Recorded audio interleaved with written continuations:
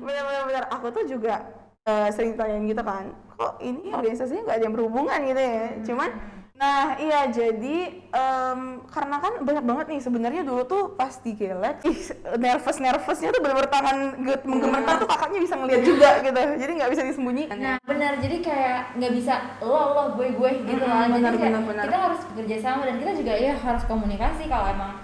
Gue komunikasiin kan, gue bilang ke teman-teman gue di grup, gue bilang ke teman-teman tim gue, koor gue, gue capek nih, gue butuh istirahat. Harus Rejoice.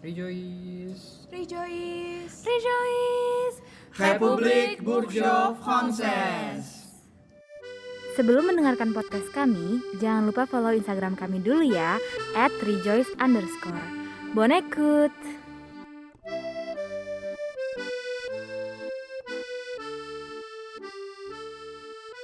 Halo semuanya, balik lagi di podcast Rejoice Volume 2.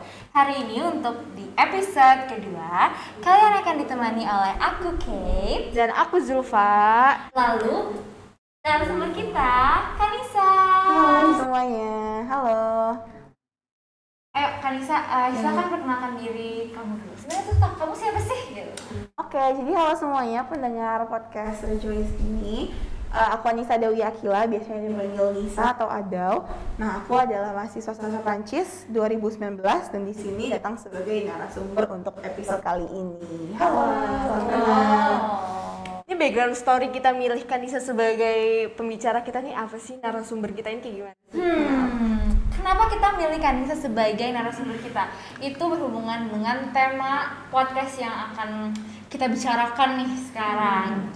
Apa tuh Zul? Tema kita ini burnout di organisasi. Wow. Ini tuh cocok banget sama Kanisa gara-gara sebenarnya Kanisa tuh pengalaman organisasi tuh banyak banget menurut. Kayak dibanding dari kita tuh kayak udah oke lah pokoknya organisasi.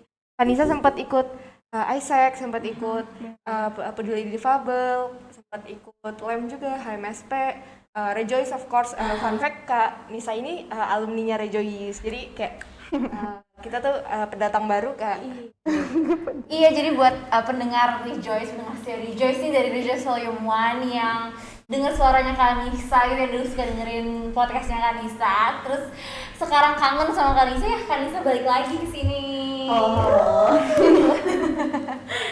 Jadi sebenarnya banyak ya organisasi-organisasi yang diikuti sama Kanisa di lingkup universitas, dan di non juga ada ya. Aku sempat ikut AIA kalau nggak salah. Apa sih AIA itu?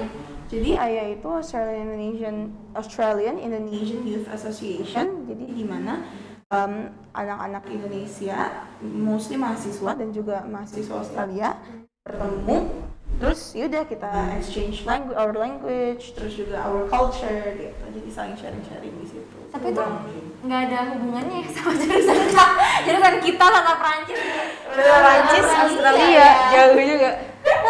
Benar-benar aku tuh juga sering tanyain gitu kan, kok ini organisasinya nggak ada yang berhubungan gitu ya. Cuman kalau untuk ayah sendiri, aku itu kenapa masuk karena aku tahu juga dari teman aku yang merupakan mahasiswa dari INKULS. INKULS itu kayak kelas yang mengajarin bahasa Indonesia untuk mahasiswa dari luar negeri gitu. Mostly anak Australia. Tapi itu di UGM.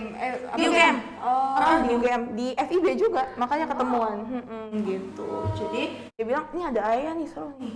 Mantap. Ini kakak berarti dari maba nih masuknya atau baru semester tahun kedua nih? Iya. Jadi kalau untuk beberapa organisasi kayak yang UKM, terus yang apa sih HMSP gitu-gitu, itu aku masuknya dari zaman maba tapi sebagai anak magang. Sama Jadi, gue juga. Nah, sama kan ya, sama kayak kalian. Iya. Nah, itu aku masuknya zaman magang di 2019 semester 1. Lalu semester 2-nya itu officially gitu. Jadi kalau misalnya kayak masa-masa baru-baru awal-awal gitulah, belum official kalau misalnya magang. Ya itu Kanisa tahu dari mana tuh kayak UKM, organisasi UGM itu dari mana?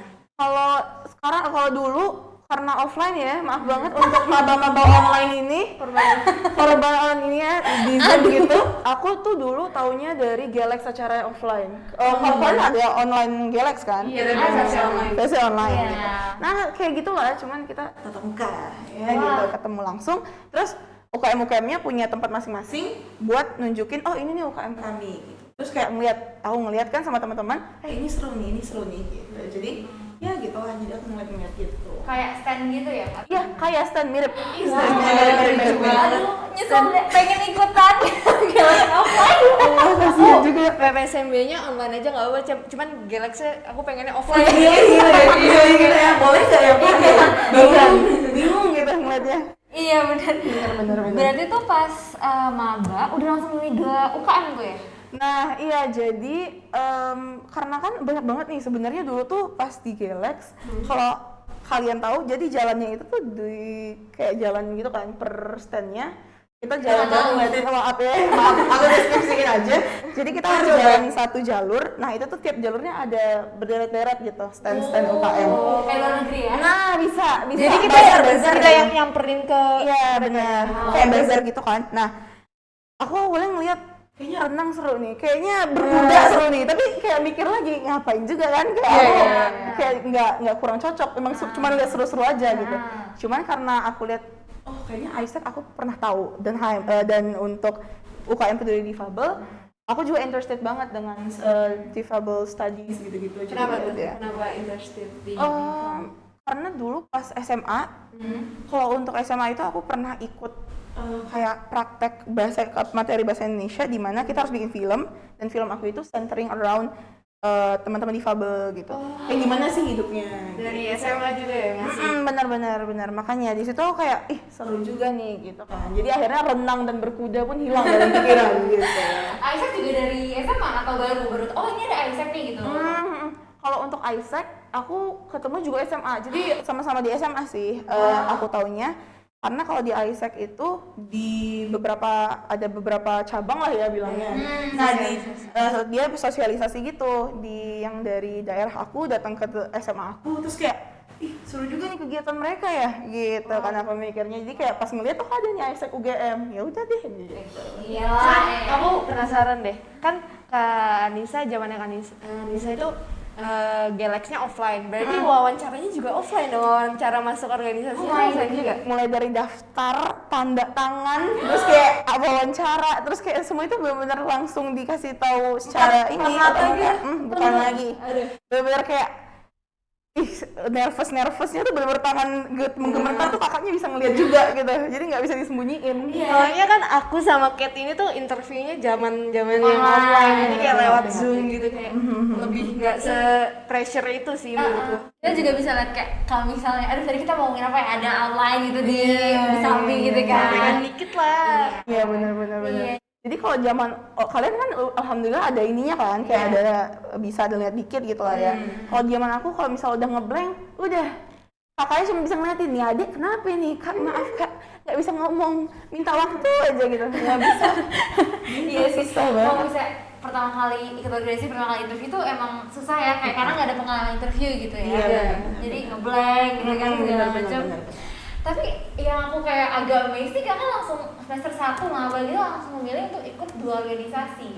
Nah sementara tuh teman-teman aku ya yang aku lihat tuh kayak satu UKM pun juga masih mikir-mikir kayak nanti gue bisa nggak ya. Dan akhirnya ikut satu UKM tapi akhirnya juga kayak aduh kayak gue nggak bisa deh, gue mengundurkan diri gitu loh, karena nggak bisa mungkin manage jadwalnya sama kuliah gitu, karena kan ada yang kita kan anak maba nih belum kebayang kuliah tuh kayak gimana gitu. Nah bener, apalagi SMA sama kuliah kan berbeda jauh. Jadi kayak langsung nyemplung juga organisasi, kan pasti bingung ya. Nah itu gimana? Atau apa sih decision makingnya kok bisa 2 organisasi? Iya benar. Aside from karena emang interest juga di situ ya, dan juga ngelihat orang-orang lain tuh juga kayak kok orang lain juga ikut sih, jadi pengen balik lagi dengan apa, FOMO, fear of missing out. Kayak di masa maba, apalagi kalau offline ya, menurut aku kayak kalau benar-benar dicemplungin di tempat yang baru, jadi merasa pengen semua gitu kan, ya pengen experience ambisnya anak maba gitu. Oh my god. Jadi masih fresh banget nggak sih? Masih fresh banget, jadi ngerasa aku bisa lah gitu. Iya, please aku juga gitu dulu tuh.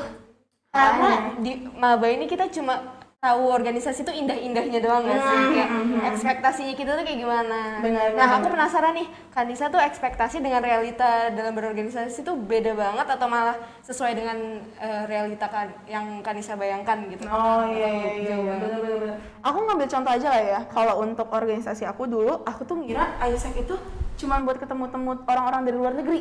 Oh Gitu. iya. Bener-bener, aku sampai cerita itu ke teman-teman aku dulu. Aku ngira ini kita cuma ketemu orang luar negeri loh, terus kayak happy-happy gitu main-main. Iya enggak, nah itu ekspektasinya. Terus juga karena dulu kalian ekskul nggak sih dulu? Iya, Nah, SMA. iya sama ekskul gitu kan. Paling ekskul dulu tuh juga yang nggak dalam organisasi sekarang. Jadi emang benar-benar ekspektasinya aku ngira cuma buat ketemu teman, taunya ada this set of job description dan juga ada workload yang harus dikerjakan gitu. Jadi emang kagetnya di situ, shock banget gitu. Oke, sebelum kita digin deeper in apa sih sebenarnya realita organisasi seperti apa gitu, mungkin kita bisa bacain Secreto dulu ya, karena jadi tuh kita membahas Secreto nih. Jadi tuh kemarin tuh kita udah sempat kayak bikin Secreto lah ya, di share di grup dan juga di Instagram kita mengenai apa sih yang teman-teman mahasiswa pikirkan mengenai organisasi. Coba dibahas semua, ada apa aja sih? Tunggu dulu ya, dicari dulu Secretonya. Nah, agak loading juga ya. Loadingnya, ini dia. Nah, mana nih yang paling seru nih? Aku salfok banget sama ini, kayak takut banget sama organisasi yang gak ngehargain waktu istirahat. Pernah jam 10 malam di spam chat. Bayangin jam 10 malam di spam chat. Oh my god, bukan itu malah di spam chat. Oh ya, pernah nggak sih tapi ketemu orang-orang kayak gitu kan, Nisa, kayak yang nggak, sepertinya kayaknya nggak menghargai jadwal Jam kerja gitu ya, nggak respect jam kerja gitu. Bener-bener. Jadi kayak kalau secara berorganisasi ya, kita juga harus saling tahu sama tahu lah kan. Oh, ya emang secara waktunya mungkin ada yang kerjanya malam, mungkin ada yang kerjanya pagi gitu. Ada yang dia beda-beda lah waktu kerjanya. Cuman balik lagi karena orang-orang kan beda-beda. Jadi jangan samain waktu kerja kamu sama waktu kerja dia. Mungkin kamu kerjanya malam gitu. Jadi kamu ngechat dia malam-malam buat nge-spam, udah belum misalnya gitu kan, PP gitu. Nah, tapi kan orangnya bisa tidur gitu. Nah, jadi disamain. Jadi gimana caranya nyamain? Baik lagi kalau untuk pengalaman aku sendiri, setiap kita belum mulai buat bekerja deh, kita udah set nih time-nya. Kalau kita kerja jam segini, kalau kita ini jam segini. Kalau di salah satu tim aku dulu, kita bilang, oh iya, ini aku jam segini, jangan diganggu ya, gitu. Jadi emang udah dikomunikasiin dan udah dikasih tahu. Jadi nggak ada yang namanya, ih orang ini kok masa nge-spam chat aku, jadinya kan akunya yang kayak nggak ini ya, gitu. Nah, tapi ya balik lagi, komunikasiin dari awal. Jangan sampai miskom gitu kan. Bener sih, menurut aku juga komunikasi tuh penting ya, apalagi organisasi aku ngerasa kalau organisasi di kuliah tuh nggak individual ya, bener-bener kayak teamwork gitu loh. Iya, benar. Bergantung satu sama lain gitu kan. Nah benar, jadi kayak nggak bisa lo gue gitu lah. Jadi kayak kita harus bekerja sama dan kita juga ya harus komunikasi. Kalau emang gue nggak suka ya lo chat gue, lo telepon gue, spam chat jam 10, mungkin bisa dijawab besoknya. Terus kayak halo gue udah tidur kemarin, maaf ya gini. Kalau nggak usah minta maaf juga nggak apa sih, maksudnya at least mengkomunikasikan bahwa gue udah jam segitu udah out, udah nggak bisa lo hubungin gitu. Ya, dan untuk orang yang nge-spam chat juga harus oke, dia jam segitu nggak bisa, berarti gue spam chatnya sebelumnya gitu. Iya benar gitu. Gitu kan. Karena mungkin emang urgent kan ya, misalnya deadline. Nah benar, jadi kalau misalnya deadline itu ya mau nggak sih kayak ada tugas yang harus di-fulfill. Jadi emang konsekuensinya.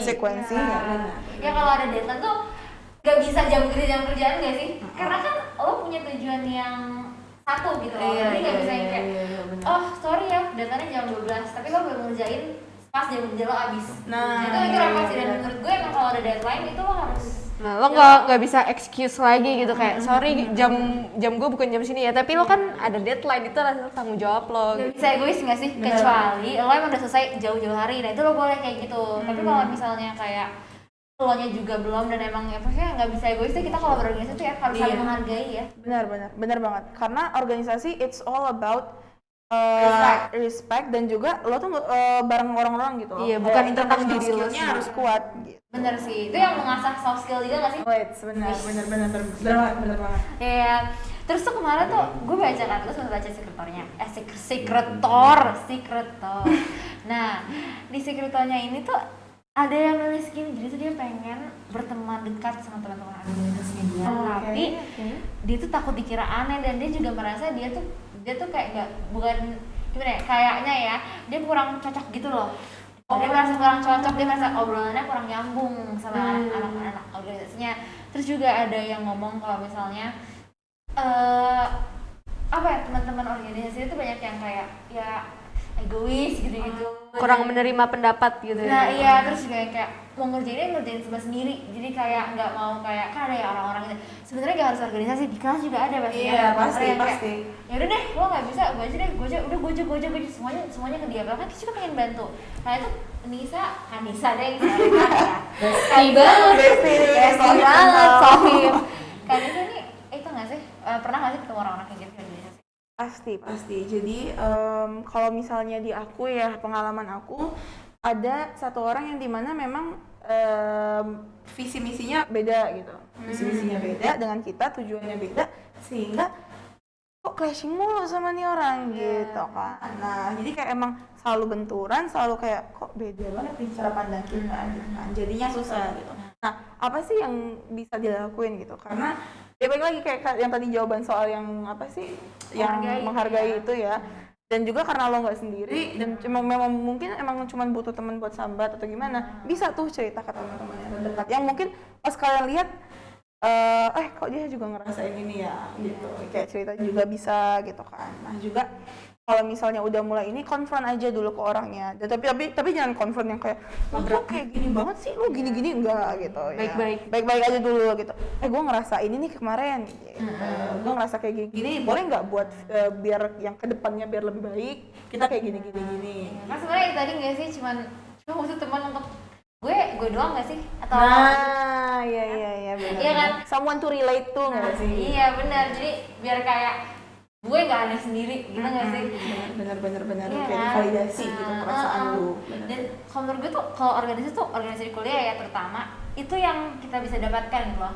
Kalau misalnya kayak lo merasa nggak mendapatkan, at least lo mendapatkan kayak teamwork ya, cara teamwork. Karena orang mikir teamwork itu gampang, tapi sebenarnya enggak kan? Benar banget. Kayak itu salah satu soft skill yang tadi yang dibilang sama kayak gitu, yang didapatin. Gimana cara lu ngehandle beberapa kepala dalam satu tim gitu, dengan cara bukan cuman kayak bagi tugas gitu. Nggak mungkin cuman oh ya lu tugasnya ini, nggak mungkin selesai sampai situ. Ada juga dimana kalau misalnya kepribadiannya ini, ada yang ini. Nah itu dimana skill kamu untuk nge-handle itu tuh yang bakal main di situ. Koordinasi ya. Nah benar. Itu dia ya. Kata-kata kita nih sangat ilmiah ya, kayak gue suka. Kata gue emang hebat juga ya gitu ya. Oke. Karena kita ngebahas sesi Kreto ya, berarti itu termasuk realita berorganisasi itu seperti apa sih sebenarnya, ngomongin teamwork gitu ya. Cuma nih, nah kan misalnya nih ada berapa ya? Nggak lebih dari 2 dong organisasinya kan. Nah, sedangkan ada HMSP juga kan. Nah itu tuh ada ya, kita udah mulai masuk nih ke tema kita, overthinking atau kayak burnout gitu nggak sih? Soalnya aku ya jujur kayak cuman 2 organisasi doang dan kayak apa ya, bukan nggak burnout sih, cuman kayak udah agak keteteran gitu, kayak udah suka lupa. Alhamdulillah masih ingat, tapi masih kayak gitu loh, takutnya kayak gimana gitu. Kalian saya pernah nggak sih? Jadi kalau untuk aku sendiri, pengalaman aku, perasaan burnout yang aku dapatin itu yaitu dari perasaan capek gitu. Karena aku juga karena masuknya juga nggak kayak aku kan untuk apa sih aku di sini gitu. Lama-lama aku mikir ini kenapa nih. Lama-lama aku ngerasa nggak ada feeling belonging dan ngerasa connected dengan organisasi aku ngerasa burnout. Ya itu. Jadi aku malah ngeghosting, jadi aku malah capek gitu. Pandemi juga. Karena udah tersaturasi sama Zoom. Kok Zoom terus ya? Kok ini malah Zoom lagi? Mana nanti bakal double device, double Zoom. Nggak ada lagi yang bisa didengar. Kayak cuma bisa duduk terus kayak ya Allah kenapa ya capek banget. Questioning about. Iya, benar. Jadi aku kadang ngerasa ya itu burnout, terus aku malah ngeghosting orang. Iya. Jadi kayak ya seperti itu aja teman-teman. Pelaku pengghostingan. Oke. Bahasa Prancis. This is very interesting untuk gue, orang yang sering di ghosting. Kayak jadi gue ini cukup sering di ghosting ya, dan gue ini kayak sama orang-orang yang kerjanya mengghosting. Apakah kalian tuh nggak ada feel bad gitu, atau kayak ada merasa bersalah, atau kayak udah numb gitu, kayak udah gue nggak bisa merasakan apa-apa, jadi kayak gue kalau gue ghosting ya udah gue nggak peduli gitu, atau kayak gimana sih? Ya ngerti. Jadi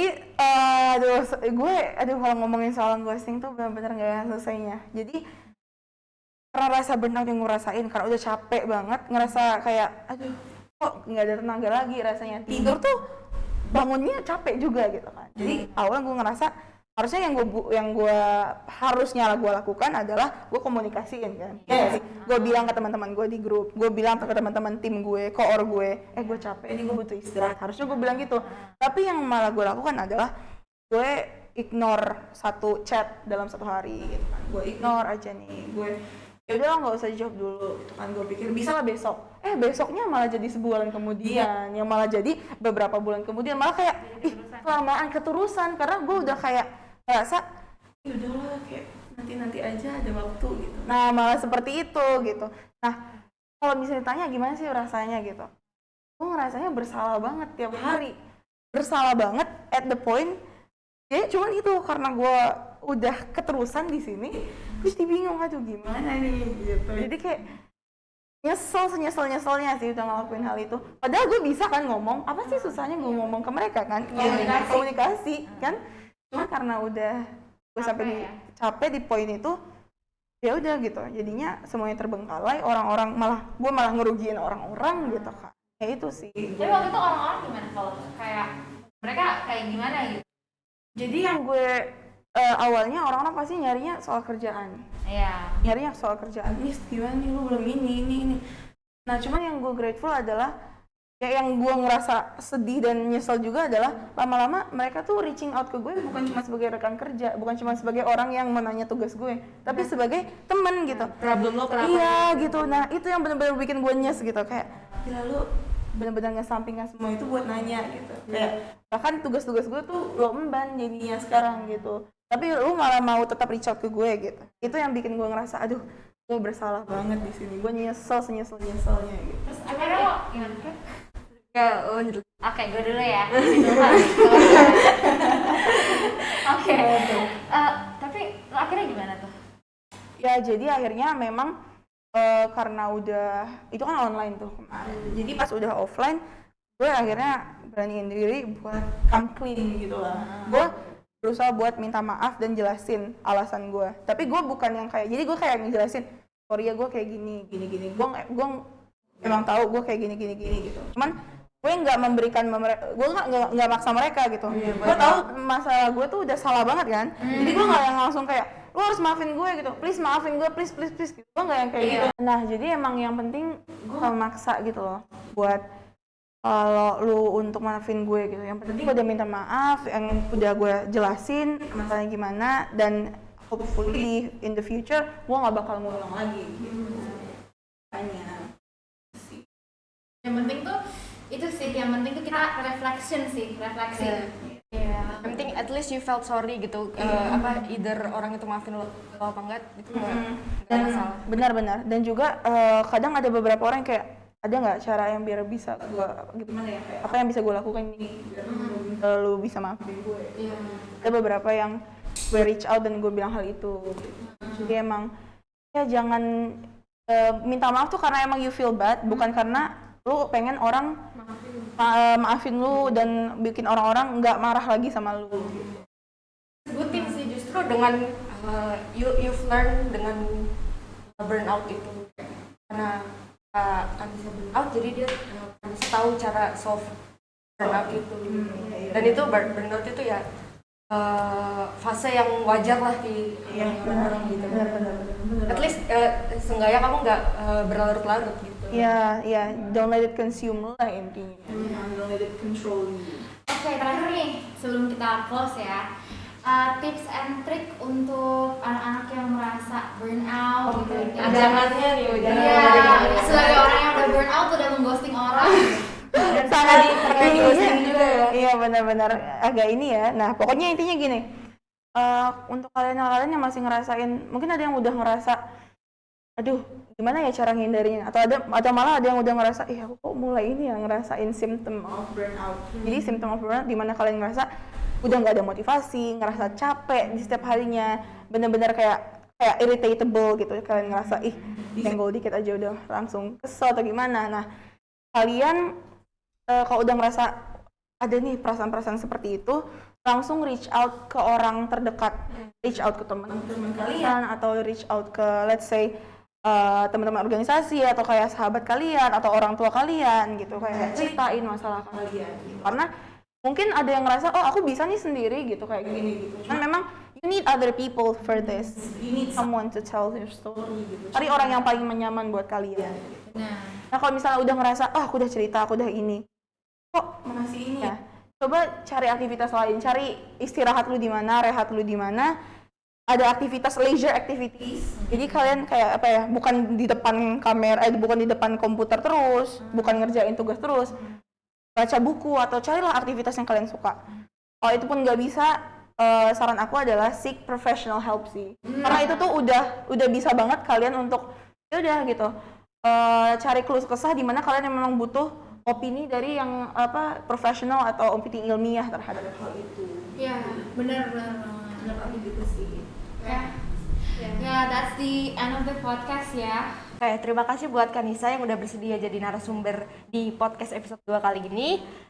Terima kasih kepada pendengar yang sudah mendengarkan kita dari tadi nih ngomongin soal burnout dan segala macam. So, see you on our next episode.